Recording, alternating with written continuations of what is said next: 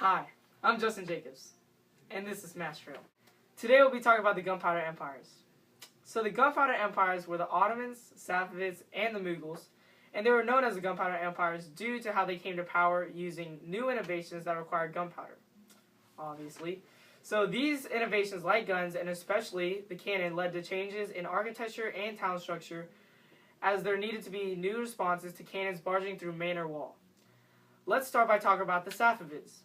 So the Safavid Empire of Persia was established by Shah Ismail during the beginning of the 16th century.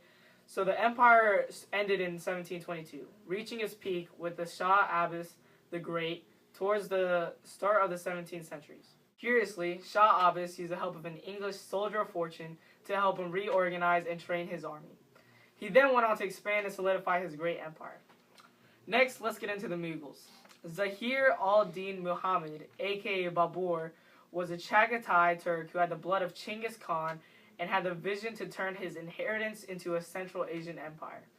His ambition was to have a great empire, and there was no pretense, but only he himself as an adventurer and fortune seeker.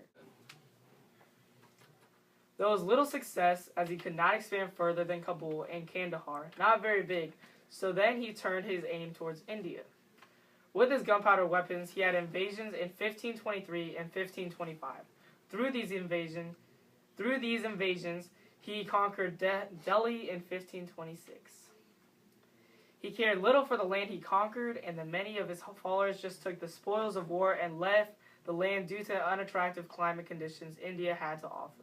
Babur, founder of the dynasty, led the invasion of India from Central Asia, a traditional invasion route that he passed through Afghanistan. Despite overwhelming odds against him and only modest military means, Babur was able to consolidate power in Central Asia before capturing Delhi in 1526.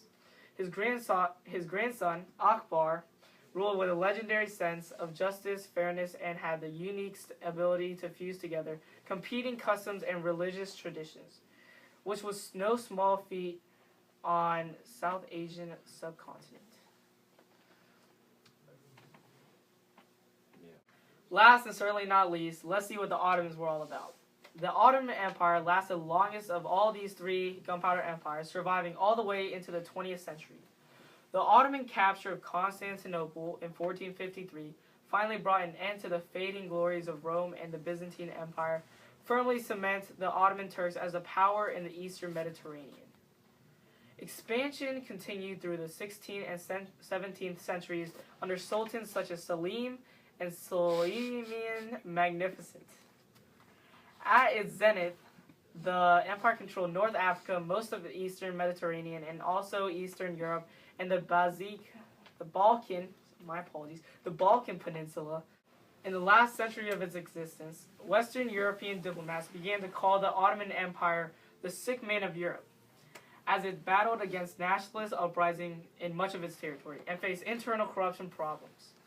Nationalism was a great problem for the Ottomans, as the empire itself spanned over multiple countries and regions, leading to many different and damaging problems, until up to even a military coup to overthrow its government.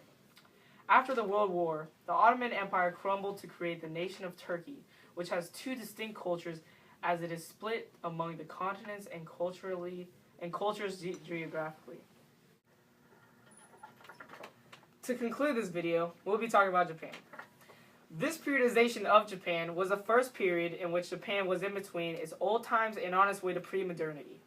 Most of the period is during wars, much like the Chinese warring states era, where in Japan feudal lords would war upon each other to establish their power and authority. The face of these Japanese Sengoku, or warring period, would change when Jesuits as well as Portuguese ships that crashes onto the shore, introducing guns into the war in 1543. Jesuits at first would be welcome, but then later persecuted as power shifted from Nobunaga, Oda to Tokugawa Ieyasu. Three feudal lords, daimyos, were crucial to the reunification of Japan and the end of the Warring States period. The government as well as politics during the Warring States period was very unstable, and two of the daimyos have already been mentioned. Oda Nobunaga was born in 1534 into his father's prefecture. After his father's death, he assumed power and inherited his father's army. With that, army, he began his conquest at the battle between another overlord Imagawa Yoshimoto in the fertile Owari Plains. He later created an alliance with the Tokugawa Ieyasu. Together, in this alliance, their combined control of land was nearly half of Japan. The third feudal lord was Hideyoshi Toyotomi. Toyotomi began as a soldier who served under Nobunaga and then later became a samurai, and later passed as a lord himself in the land Nagahama. He worked alongside Nobunaga until Nobunaga's death in 1582. After a revolt wounded him and he committed suicide. Ooh, that's sad. After Nobunaga's death, Hideyoshi was the only one who assumed his provincial power and worked with Tokugawa to further expand their power.